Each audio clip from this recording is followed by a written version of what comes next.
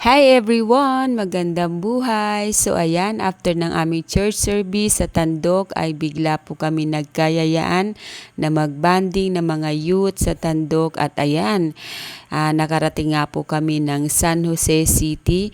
So kami po ay nag-stop over dyan sa may bypass road at marami po kayo makikita ng mga pagkain dyan. Sila po ay open ng gabi at makakakita po kayo dyan ng iba't ibang klaseng pagkain. So ayan nga mga kapatid, kami po ay nag-order ng lugaw sa halagang 30 pesos. Ay meron na po silang itlog or tokwa or isaw. At take note mga kapatid, yan po ay Anli. Okay? So nakakatuwa po yung may-ari ng lugawan kasi sila po ay mga Christian din at naririnig nila kami na nagkukwentuhan. So ayan, nabanggit nga namin na kami po ay Christian at yun nga po nakakatuwa kasi sila din po ay Christian.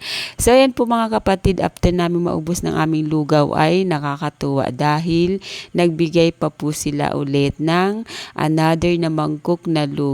Kaya busog na busog kami ng araw na yan at kami po ay masaya nagkukwentuhan ng mga youth.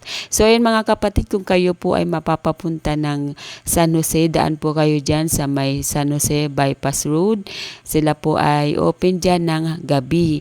Kaya kung kayo po ay nagugutom at gusto niyo po mag-stroll or rides, punta lang po kayo dyan. Thank you so much!